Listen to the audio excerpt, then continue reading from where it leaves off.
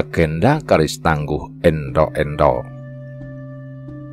Bagi sebagian besar orang Jawa, ada yang masih mendudukkan keris ataupun tosan aji lainnya bukan hanya sekedar benda biasa. Hasil karya perajin ataupun empu sohor ini bahkan ada yang mendudukkannya menjadi pusaka, bukan sebagai alat bertempur layaknya senjata tajam lainnya. Sebilah keris justru disakralkan dan berpantang dijadikan senjata untuk membunuh. Keris menempati kedudukannya sebagai pusaka yang memiliki nilai lebih tinggi dari sekedar senjata untuk bertempur dan membunuh, menumpahkan darah. Dalam sejarah penggunaan keris sebagai alat untuk membunuh, mungkin pada awal kerajaan Singosari ketika Ken Arok membunuh Tunggul Amatung, hingga ada yang menyebutnya kutukan keris Empu Gandring, tutur Empu Sungkono Arumbrojo pewaris tangguh Ento-Ento di rumahnya Sayegan. Perkembangan selanjutnya, meski keris masih dijadikan senjata, namun sedikit cerita yang menyebutkan secara langsung menggunakan keris sebagai senjata untuk saling bunuh. Bahkan pada tataran masyarakat tertentu berpandangan bahwa keris memiliki kaitan dengan kedudukan dan status seseorang dalam masyarakat. Menurut Sungkono, keris tangguh Endo-Endo saat ini lebih banyak menjadi semacam kelangenan karena keindahan pamornya yang memiliki makna kemuliaan pemiliknya. Banyak yang kemudian mampu membaca dengan cermat pamor dalam bilah keris dikaitkan dengan lancarnya rezeki, mulusnya perjalanan karir seseorang. Bahkan karisma dan kewibawaan seorang pejabat juga bisa dipengaruhi dari keris pusaka yang dimilikinya. Bukan itu saja, keris pun diyakini memiliki kekuatan magis terkait dengan banyak masalah yang bersentuhan dengan dunia metafisika. Meski sebenarnya pamor itu semua disebut tiban, karena tidak bisa direkayasa menurut keinginan empu maupun pemesannya.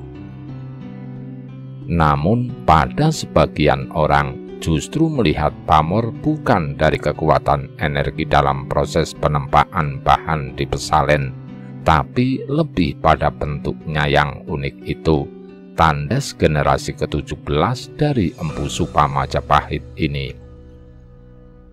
Sungkowo mengaku, meski zaman semakin maju, namun dia tidak ingin melepas tradisi pembuatan keris menggunakan berbagai teknologi modern. Di tengah pesalen tetap ada tungku atau prapen. Prapen terhubung dengan ububan, sejenis pompa tradisional dari bumbung yang digunakan untuk membesarkan api. Dekat prapen ada kolam air berukuran kecil atau disebut kowen. Semuanya alat masih tradisional. Kalau peralatan ini diganti, hasilnya pasti akan beda, ucap Sungkowo yang mengaku semua peralatan di pesalennya merupakan peninggalan orang tuanya, Empu Jeno Harumbrojo. Nguri-nguri dan melestarikan tradisi menjadi tujuan pokok Sungkono dalam berkarya, sehingga berbagai pantangan yang ada tetap dijalani lakunya. Seperti ada naas hari yang dalam keyakinan para leluhurnya pantang untuk bekerja menempa saton, maka hal itu dilakukannya. Seperti pada hari Selasa Pahing misalnya, serta hari-hari naas lainnya terkait dengan prastawa tertentu yang berkaitan dengan ketidakmujuran ataupun musibah duka dalam keluarganya. Dalam pandangan Sungkono, kalau belakangan keris menjadi semacam komoditas dan banyak anak muda yang kemudian menjadikan keris sebagai ajang bisnis, ini dikembalikan kepada para pelakunya. Namun menurut hemat dia, Sebilah keris memiliki jodoh atau kecocokan watak dengan pemiliknya atau pemesannya, sehingga tidak bisa begitu saja dipindah tangankan secara sembrono. Keris yang bagus itu disesuaikan dengan hitungan atau hitungan neptu pemiliknya. Bahkan seorang empu pun tidak serta-merta membuat keris yang dipesan. Banyak pertimbangan terkait dengan memilih hari yang tepat sesuai dengan jatuhnya kabegjan seorang pemesan, pungkas Sungkowo. Pada masa lalu, keris berfungsi sebagai senjata dalam duel atau peperangan, sekaligus sebagai benda pelengkap sesajian. Kehebatan sebuah keris tak bisa dilepaskan dari pembuatnya yang disebut empu. Salah satu empu terkenal di masa awal kerajaan Kesultanan Yogyakarta.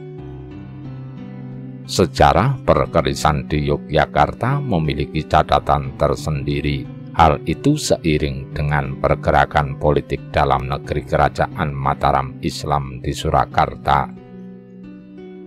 Pasca perjanjian Giyanti pada 13 Februari 1755 yang membagi kerajaan Mataram Islam menjadi dua kerajaan, yaitu Kasunanan yang berkedudukan di Surakarta alias Solo dan Kasultanan di Yogyakarta, turut mempengaruhi banyak hal di kedua kerajaan Sagatra terkait dengan identitas masing-masing.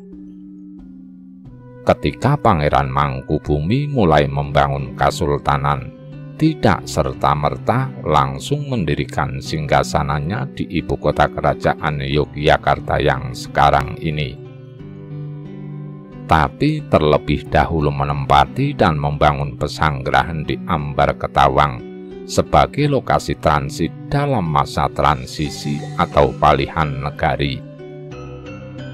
Setelah Pangeran Mangkubumi mendeklarasikan diri bergelar Hamengkubuwono I, maka Kesultanan Ngayogyakarta Hadiningrat berdiri. Berdirinya kerajaan baru membawa konsekuensi membutuhkan berbagai kelengkapan yang berkaitan dengan kerajaan. Termasuk juga salah satunya soal berbagai jenis pusaka yang menjadi simbol kebesaran kerajaan. Meski sejumlah pusaka keraton merupakan warisan dari kejayaan Mataram Islam sebagai kekayaan kerajaan turun-temurun, namun secara politis, Sultan Hamengkubuwono I pun memandang pentingnya keberadaan para empu keris guna menopang kejayaan serta moncernya kerajaan. Sehingga pada masa pemerintahan Sultan Hamengkubuwono I, Kasultanan Yogyakarta memiliki 3 orang empu keris yang masih memiliki garis keturunan para empu dari kerajaan Majapahit. Ketiga empu pinunjul itu adalah Empu Entowayang yang tinggal di dusun Ento-Ento Seyegan, Empu Rajakwesi di dusun Balangan, dan Empu Lobang yang tinggal di Cebongan. Sebagai sosok yang dihormati di kalangan kerajaan, keberadaan empu ternyata tidak lantas abadi. Jika tidak mampu melawan bergulirnya waktu, maka seorang empu pun bisa surut dan tidak memiliki pewaris lagi. Seiring perjalanan waktu, keahlian para empu itu ternyata tidak semua dapat diberikan kepada pewarisnya. Keahlian Empu Rajakwesi dan Empu Lobang tak ada penerusnya, sehingga terputuslah keturunan kedua empu itu. Hanya Empu Entowayang yang mampu mengembangkan keahliannya dan dilanjutkan oleh anak cucu keturunannya hingga sekarang. Hanya Simbah Empu Entowayang yang tetap bertahan, dan hingga saat ini masih diteruskan oleh keturunannya melanjutkan tangguh Ento-Ento yang menjadi khas kejayaan Kesultanan Yogyakarta, ucap Empu Sungkono Arumbrojo di rumahnya di Seyegan. Menurut Empu Sungkowo Arumbrojo yang merupakan generasi ke-17 dari Empu Supa Majapahit ini, seorang empu memiliki nilai strategis dalam sebuah kerajaan terkait dengan karya senjata dan pusaka. Sebuah kerajaan akan memiliki pamori yang disegani oleh kerajaan lain ketika memiliki pusaka-pusaka andal hasil karya dari para empu ternama. Karya-karya empu misuhur seperti keris Sengkelat, Naga Sosro Sapu Inten, keris Joko Piturun, keris Kiai Kopek hingga saat ini masih menjadi bagian dari pusaka keraton. Sungkono mengakui tidak selamanya kejayaan para empu mampu melawan bergulirnya waktu. Begitu juga dengan kejayaan Tangguh Ento-Ento, kini pun mengalami masa suram setelah Sultan Hamengkubuwono IX surut. Akhir kekuasaan Hamengkubuwono IX menandai terputusnya hubungan antara generasi penerus Empu Supawinangun dengan keraton. Semasa Hamengkubuwono IX, menurut Empu Sungkowo, hubungan tradisi antara ayahnya Empu Jeno Arumbrojo dengan Hamengkubuwono IX masih terjalin baik. Beberapa kali, begitu seingat suami Dwi Nur Aini ini, Sultan Hamengkubuwono IX memesan untuk dibuatkan sejumlah keris. Semula ada 3 empu ternama di masa-masa awal berdirinya Kesultanan Ngayogyakarta. Sayang, 2 di antaranya tidak diteruskan oleh keturunannya dan tinggal 1 yang mampu bertahan melawan zaman. 3 empu ternama yaitu Empu Entowayang, Empu Rajek Wesi, dan Empu Lobang merupakan generasi keturunan ke-11 dari Empu Tumenggung Supatrio yang juga seorang empu kenamaan pada masa kerajaan Majapahit.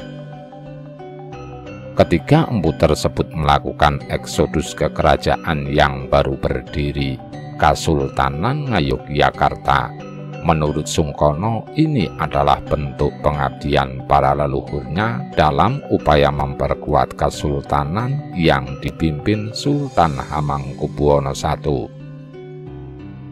Dijelaskan Empu Sungkono Arumbrojo, para leluhurnya sebelum memilih mengabdi pada Kesultanan Ngayogyakarta Hadiningrat sempat juga melayani pembuatan berbagai pusaka dan keris pada kerajaan besar di Jawa. Sebelum palih negari akibat perjanjian Giyanti, leluhur kami juga pernah mengabdi dan melayani pembuatan berbagai pusaka dan keris di Kerajaan Mataram Islam dari masa Pajang, Mataram Kota Gede, Kerto, Kartosuro hingga Surakarta tuturnya.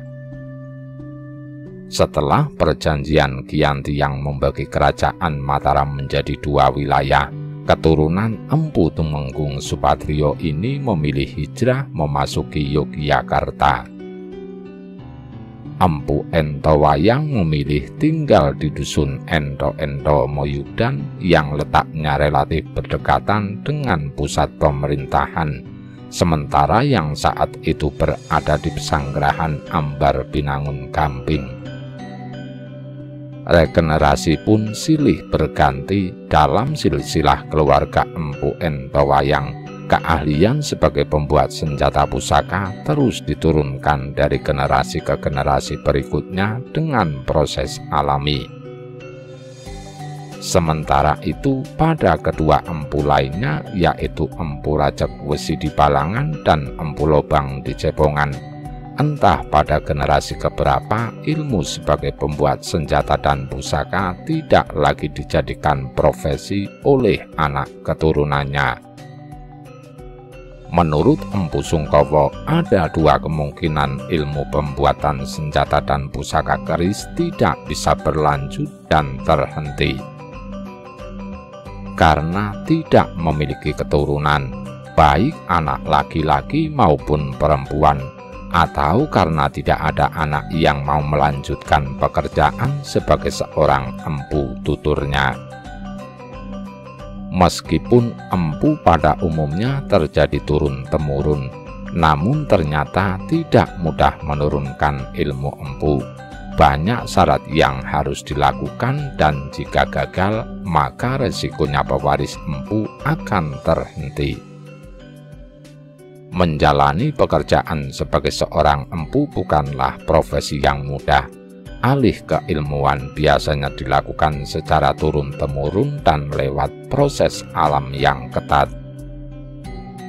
Tidak semua anak empu misuhur memiliki bakat menjadi seorang empu kenamaan bila tidak menjalani berbagai laku fisik dengan membantu bekerja di pesalen menjadi seorang panjak terlebih dahulu.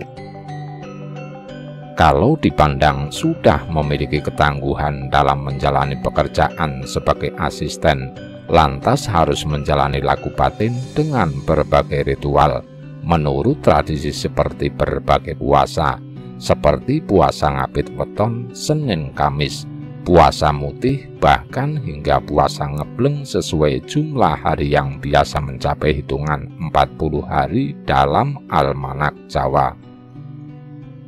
Proses laku prihatin memiliki tujuan pada pengolahan rasa, kepekaan batin, dan pengendalian diri yang mantap. Setiap empu menurut Sungkono pantang memiliki temperamen tinggi. Emosinya harus stabil. Bila dalam keadaan emosi sebaiknya tidak bekerja. Meski lulus dalam penggemblengan fisik di pesalen dan perapian, untuk proses penggemblengan batin biasanya banyak yang rontok, tapi mereka bisa membuat keris sebagai kerajinan, bukan menjadi empu, tapi pengrajin pembuat keris tandas Empu Sungkowo. Dalam pandangan Empu Sungkowo Harumbrojo, ada perbedaan yang harus dipisahkan antara pengrajin keris dan empu. Seorang pengrajin keris bisa membuat keris sebagai buah tangan atau cindera mata. Meski proses secara fisik nyaris sama sebagaimana pembuatan keris oleh seorang empu, namun perbedaannya terletak pada laku spiritual yang dilaksanakan. Menurut keahlian dalam pembuatan benda-benda pusaka, seperti keris ataupun mata tombak, tidak semudah memberikan ilmu pada umumnya. Tidak cukup memiliki minat dan sedikit bakat serta digembleng dengan banyak latihan. Ternyata laku seorang empu tidak sesederhana itu prosesnya. Untuk menjadi ahli dalam pembuatan keris, dibutuhkan berbagai laku spiritual, harus memahami berbagai ilmu pengetahuan pendukung. Seperti ilmu hitungan hari atau pawukon, dengan mempelajari kitab wariga dan perhitungan almanak Jawa, juga dituntut punya kasantosan batin yang tangguh dan kokoh. Godaan dan cobaan dalam proses membuat pilah keris yang sesuai dengan neptu pemesannya memang sangat berat dan terkadang banyak tantangannya, tutur Sungkowo, yang mulai terjun menjadi panjak membantu Empu Jeno Harumbrojo, ayahnya sejak tahun 1970. Menurut dia, selama menjalani proses sebagai panjak, Sungkono mengaku sering mendapatkan bimbingan dari Empu Jeno, baik teknik penempaan saton atau bakalan keris, hingga menjadi sebuah keris yang memiliki pamor. Bahkan bimbingan spiritualitas terkait dengan tugas dan kewajiban seorang empu, serta berbagai pamali atau larangan yang menjadi prinsip hidup seorang empu juga disampaikan dan menjadi tuntunan setiap kali bekerja di pesalen. Sungkowo mencurahkan kehidupannya sebagai empu secara utuh pada 2006 setelah ayahnya mangkat. Totalitasnya dalam berkarya sampai saat ini untuk meneruskan jejak ayahnya telah menghasilkan ratusan bilah jumlah keris. Hanya saja dia tidak mengingat jumlah pastinya, Namun setiap tamu yang datang dan memesan keris tercatat rapi di buku tamunya. Persisnya saya lupa sudah berapa jumlah karya yang saya buat dan menjadi pesanan banyak orang. Tidak perlu disebutkan siapa dan jabatannya apa, karena menurut saya orang yang memesan keris pastilah menyukai budaya Jawa. Entah sebagai ageman ataupun dijadikan kebanggaan status sosial, itu dikembalikan pada masing-masing tandasnya. Sebagai hasil karya yang melalui berbagai proses baik fisik maupun spiritual, menurut Sungkowo, keris merupakan hasil karya budaya yang memiliki nilai-nilai luhur bila mampu mencerna secara mendalam. Keindahan keris bukan saja terletak pada gemblengan bilah yang kemudian memancarkan berbagai sebutan nama pamor, tetapi lebih pada hakikat bahwa sebuah keris itu tercipta dari paduan antara keinginan seorang pemesan dengan olah karya dan batin seorang empu yang kemudian memiliki kesamaan kerentak. Disitulah ikatan batin keduanya terbentuk. Pasti pernah dengar kisah keris Empu Gandring dan Ken Arok, karena sang empu mengetahui maksud dari pemesan keris itu. Akhirnya sengaja dibikin lama dan tidak sempurna. Akhirnya keris itu kemudian merenggut nyawa si pembuatnya. Ucap empu yang mengaku selalu menselaraskan ricikan fisik keris dengan weton pemesannya. Rahayu Sagung dumadi, nuwun nuwun nuwun.